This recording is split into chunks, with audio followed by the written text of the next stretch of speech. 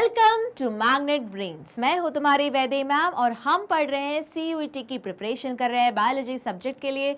तो हम already complete कर चुके हैं चैप्टर का एक्सप्लेनेशन और अब हम क्या कर रहे हैं, चैप्टर के अंदर जो टॉपिक है तो टॉपिक वाइज MCQ हम सॉल्व कर रहे हैं। तो आज का हम कौन सा टॉपिक लेने वाले हैं, relationship among organism and evidence of organic evolution. तो ये वाला थ्योरी मैं ऑलरेडी पढ़ा चुकी हूँ। अब इसी के बेसिस पे कैसे वो थ्योरी को हम अप्लाई करके देखने वाले in the form of MCQ। कहाँ पे? इसी चैनल पे जिसका नाम है मैग्नेट ब्रेन्स, जहां आपको कंटेंट मिलता है फ्री, इंग्लिश में भी हिंदी में भी, और किंडरगार्टन से लेकर ग्रेड 12 तक, और अब तो कॉम्पिटिटिव एग्जाम के लिए भी।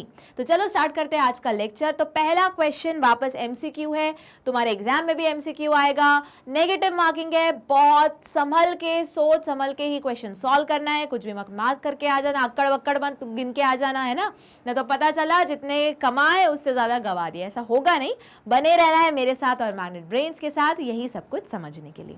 तो क्या करेंगे, वापस हम जब क्वेश्चन पढ़ेंगे कीवर्ड को करेंगे अंडरलाइन, 2 मिनट लेंगे, उससे रिलेटेड जो भी कुछ आता है बोलेंगे। और अब MCQ में कैसा मेथड यूज करते हैं, डिडक्शन मेथड। ठीक है, क्वेश्चन के साथ साथ में वो मेथड टिप्स एंड ट्रिक्स बताती चलूंगी, तो बने रहो। तो चलो देखते हैं आज का पहला क्वेश्चन। वापस पहला क्वेश्चन क्या है, paleontological evidence for evolution refer to. अरे बाबा, पेलियोंटोलॉजी का ही मतलब होता है स्टडी ऑफ फॉसिल। अब वो बोल रहे बताओ पेलियोंटोलॉजिकल एविडेंस का मतलब क्या हुआ, फॉसिल की स्टडी। तो देखो, डेवलपमेंट ऑफ एम्ब्रियो नहीं, वो तो एम्ब्रियोलॉजी है। होमोलोगस ऑर्गन नहीं, वो तो होमोलॉजी है। फॉसिल बिल्कुल सही, पेलियोंटोलॉजी है। और एनालोगस ऑर्गन एनोलॉजी है। देखो, अब भले उन्होंने पूछा है पर तुम क्या करो, सिंस तुम प्रैक्टिस कर रहे हो तो जैसे जैसे वर्ड्स आते जाए उसके न्यू टर्म्स भी साथ में याद करते चलो। तो हो सकता है इस चैप्टर से या इस चैप्टर के दूसरे टॉपिक से रिलेटेड या दूसरे चैप्टर से रिलेटेड सारी चीजें याद होते चले। ठीक है, अच्छा बताओ एम्ब्रियोलॉजी कहाँ पढ़ा था, तुमने पढ़ा था एविडेंस में। जो एम्ब्रियोलॉजिकल भी एविडेंस होता है, टोटल 5 एविडेंस होते हैं, उसमें से एक होता है पेलियोंटोलॉजिकल एविडेंस और एक और होता है एम्ब्रियोलॉजिकल एविडेंस। ठीक है, आगे मूव करें चलो। अच्छा, और स्ट्रक्चरल एविडेंस भी पढ़ाता है ना, जिसमें तुमने जिसको हमने स्ट्रक्चर या मॉर्फोलॉजिकल एविडेंस पढ़ा था। तो मॉर्फोलॉजिकल एविडेंस में होमोलॉजी और एनालॉजी आया था। आई बात समझ में? अब देखो ये ऐसे क्यों हम रिवाइज कर रहे हैं, क्योंकि हमको चैप्टर याद करना है, अप्लाई करना है। ठीक है, चलो क्वेश्चन नंबर 2 देखते हैं कि क्या बोल रहा है क्वेश्चन नंबर 2।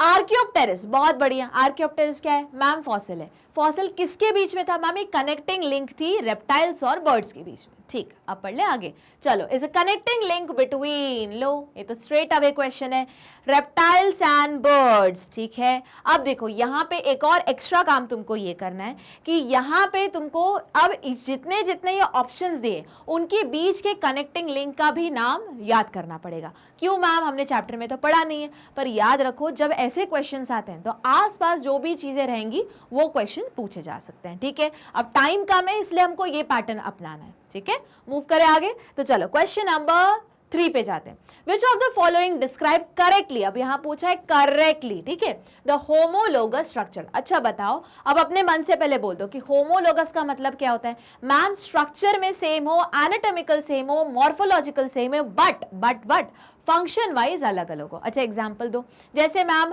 इंसान का हाथ, चमगादड़ का पंख, वेल का फिन। अब काम क्या कर रहे हैं अलग अलग, एक जन उड़ने में काम करवा रहा है, एक जन हम लिखने में काम कर रहे हैं। ठीक है, एक जन का स्विमिंग में काम करवा रहा है, पर अंदर से अगर मॉर्फोलॉजिकल एनाटॉमिकल में स्टडी करूं तो सारी बोन की स्ट्रक्चर क्या है, सेम है।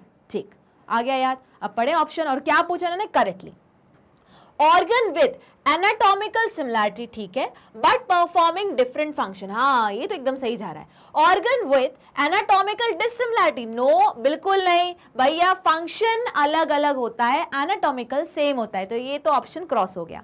Organ that have no function now, नहीं, नो फंक्शन को क्या बोलते हैं, but had an important function in ancestor. इसको मैंने कुछ और बोला था, इसको क्या बोलते हैं, एटाविस्टिक कैरेक्टर। याद करो। ठीक है, मतलब पर अब हम में नहीं है, पर मतलब अच्छा वही चीज हम में आ गया तो हम क्या बोलेंगे, अगर काम कर रहा है तो एटाविस्टिक कैरेक्टर। हम में कोई काम नहीं है पर पहले एंसेस्टर में मिलता था तो एटाविस्टिक कैरेक्टर। और बहुत बार वेस्टिजियल ऑर्गन भी होते हैं क्योंकि वो पहले एंसेस्टर में काम करते थे पर हम में काम ही नहीं करते।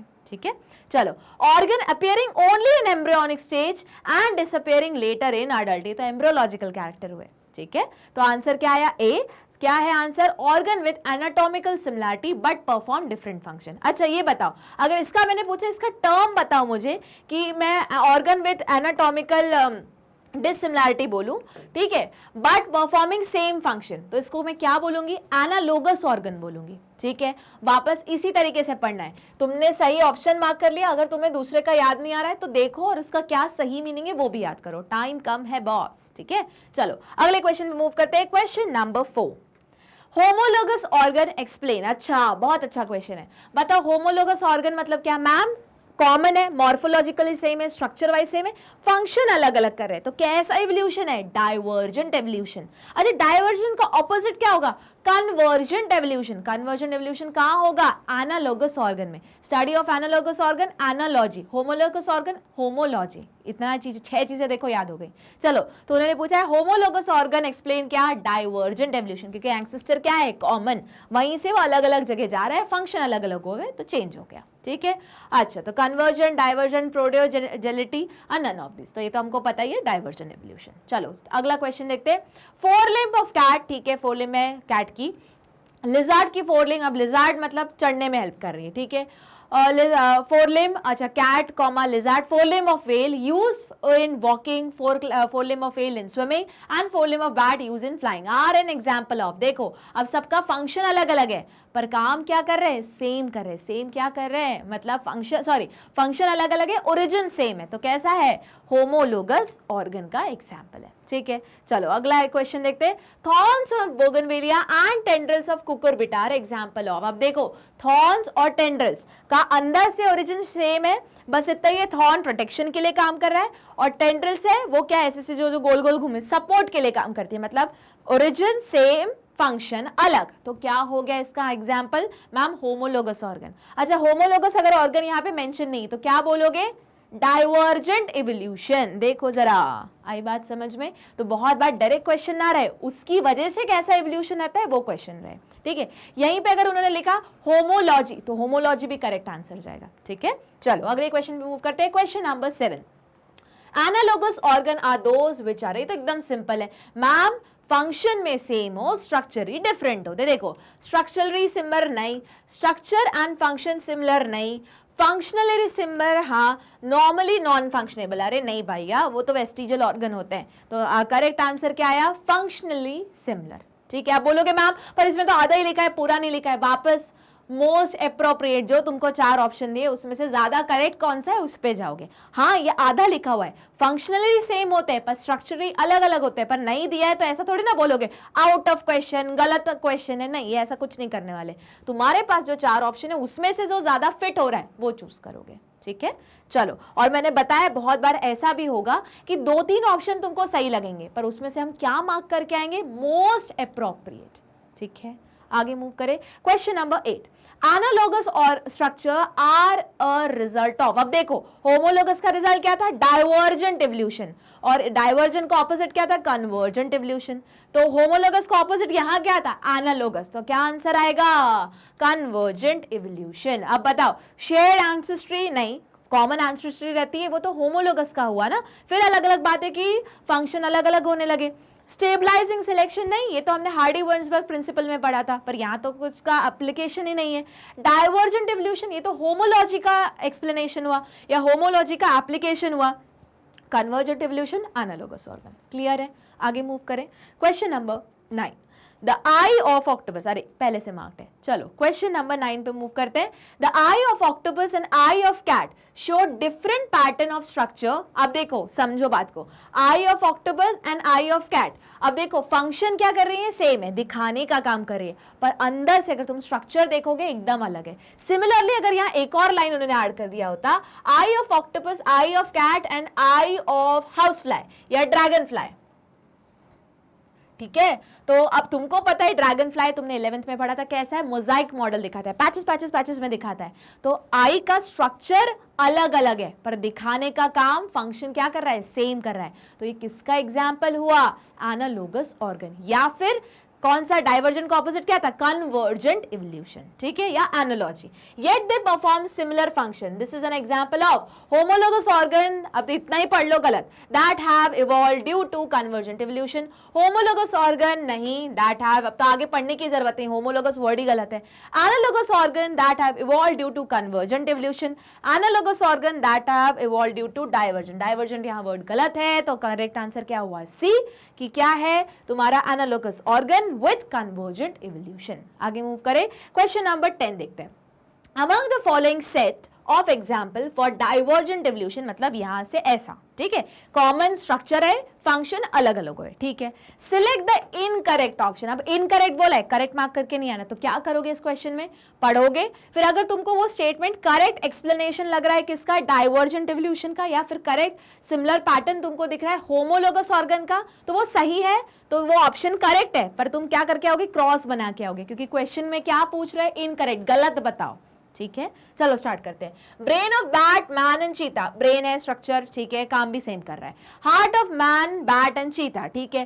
Four limbs of man, bat and चीता, तो फोर लिम्स ऑफ में देखो, हार्ट सबका सेम है, फंक्शन भी सेम कर रहा है, ब्रेन सेम, फंक्शन भी सेम कर रहा है।